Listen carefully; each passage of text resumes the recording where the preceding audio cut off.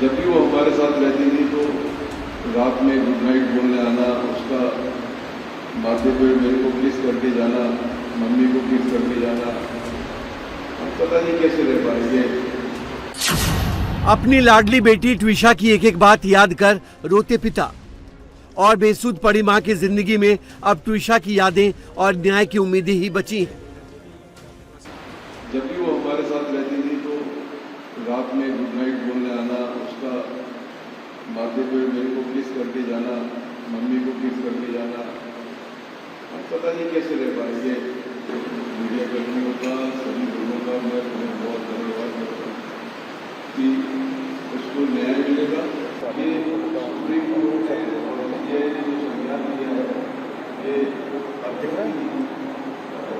बहुत ही अच्छा लग रहा है, सभी को उम्मीद बढ़ेगी। मौत के 12 दिन बाद ट्विशा शर्मा का अंतिम संस्कार भोपाल में हो गया।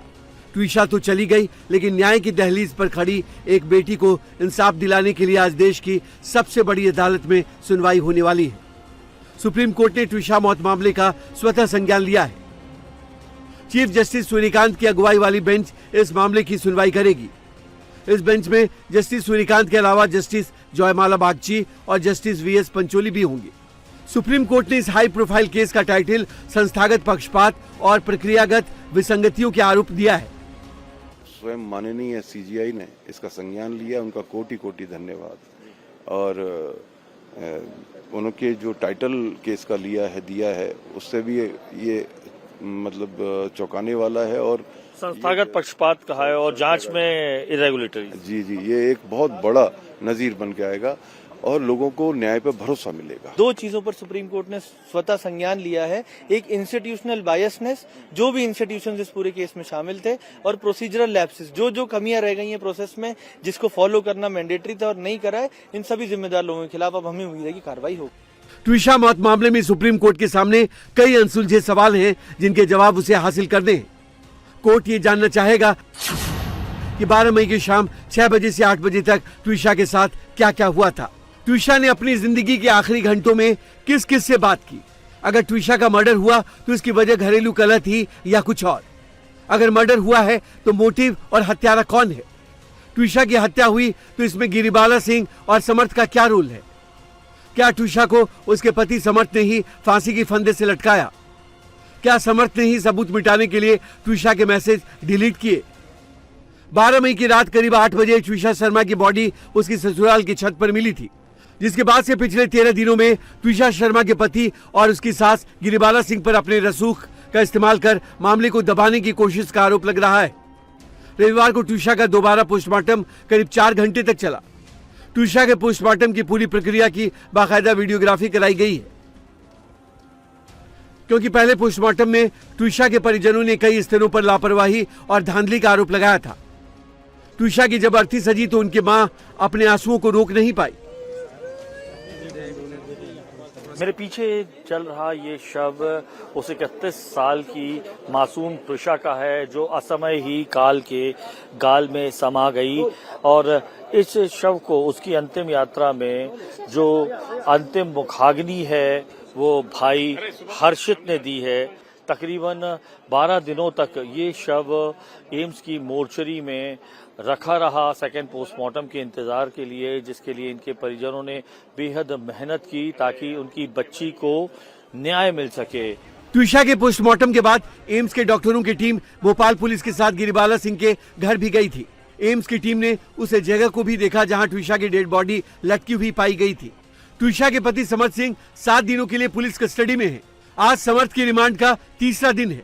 उससे एसआईटी लगातार पूछताछ कर रही है, लेकिन समर्थ एसआईटी के पूछे सवालों का सही ढंग से जवाब नहीं दे रहा है।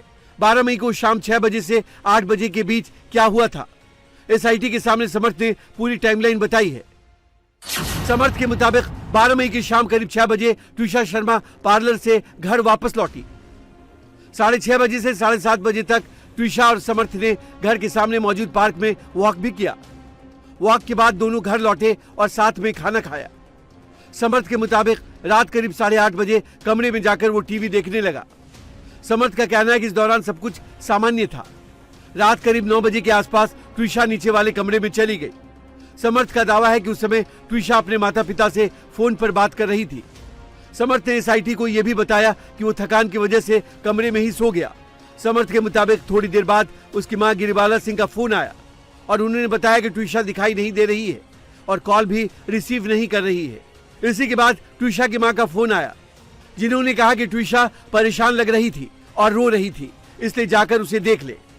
जब गिरिबाला सिंह छत पर पहुंची तो उन्होंने देखा कि ट्विशा एक्सरसाइज में इस्तेमाल होने वाली प्लास्टिक बेल्ट से फांसी पर लटकी हुई थी।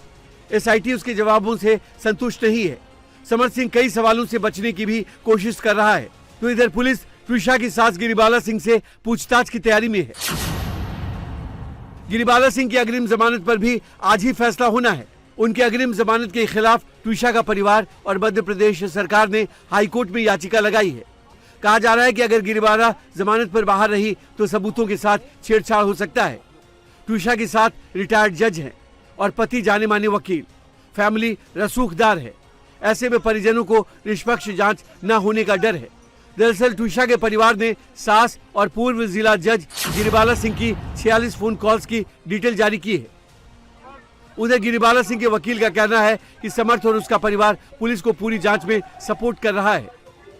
देखिए 46 नंबर तो सिर्फ एक छोटे से पीरियड में क्यों, अगर वो अपराधी नहीं थे तो उनको कॉन्डोलेंस देनी थी, तो जो कॉन्डोलेंस के सबसे बड़े हकदार थे वो हम लोग थे।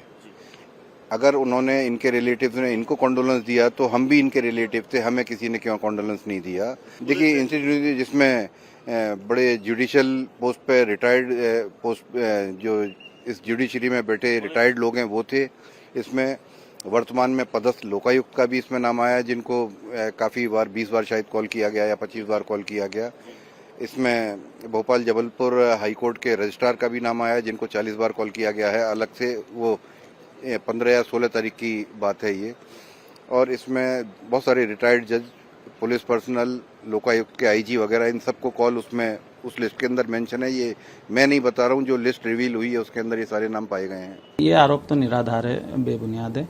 कोई भी होगा, एक आम आदमी भी है तो वो ऐसा कोई कृत्य नहीं करेगा कि दहेज नहीं मिले तो वो अपने पूरा परिवार को आज उनकी जो समस्या है, जो चीज़ें उनके करियर की है, समर्थ की हो, मैडम की हो, ऐसी बेवकूफ़ी हरकत तो कोई नहीं करेगा। एंड जहाँ तक मैडम का है कि मैडम ने इन्फ्लुएंस किया है या वो कर रही है, देखिए आप भोपाल में किसी से भी पूछेंगे, जहाँ वो जब पोस्टेड थी एज ए डीजे एंड वहीं समर्थ भी प्रैक्टिस कर रहा था।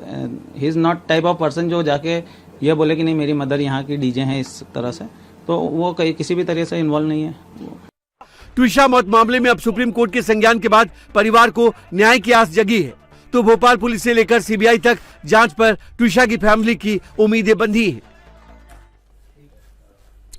भोपाल में हाई प्रोफाइल ट्विशा शर्मा की मौत की गुत्थी अभी सुलझी भी नहीं थी कि यूपी में ग्रेटर नोएडा के जलपुरा गांव में दीपिका नागर की संदिग्ध मौत और दहेज हत्या के आरोपों का मामला सामने आया। अब जयपुर में अनु मीणा की मौत ने एक बार फिर से वैवाहिक प्रताड़ना और घरेलू हिंसा के मामलों को लेकर कई सवाल खड़े किए हैं। ट्विशा और दीपिका की मौत के बाद जयपुर में मानसरोवर की अनु मीणा की मौत का मामला सुर्खियों में है। अनु मीणा की मौत को पहले सुसाइड माना गया था, लेकिन अब सामने आए सीसीटीवी फुटेज और मोबाइल रिकॉर्डिंग्स ने मामले को नया मोड़ दे दिया है। सीसीटीवी फुटेज में जेन अधिकारी गौतम मीणा अपने बच्चे के सामने ही अनु के साथ मारपीट करता और घर में तोड़फोड़ करता दिखाई दे रहा है। मृतका अनु के परिजनों ने पीडब्ल्यूडी में कार्यरत जेन पति पर दहेज प्रताड़ना, मारपीट, मानसिक उत्पीड़न और अवैध संबंधों के गंभीर आरोप भी लगाए हैं। अनु के परिवार का दावा है कि उसका पति का जो व्यवहार है लंबे वक्त से बहुत खराब था, क्रूर था। इस सीसीटीवी वीडियो से ये बात सामने आ रही है। परिवार के मुताबिक अनु मीणा ने कई बार अपनी जान को खतरा बताया था परिवार से। मामले में बच्चों के बयान और ऑनलाइन पैसों के लेन देन के स्क्रीनशॉट्स भी पुलिस को सौंपे गए। फिलहाल पूरे मामले की गंभीरता से जांच की जा रही है। और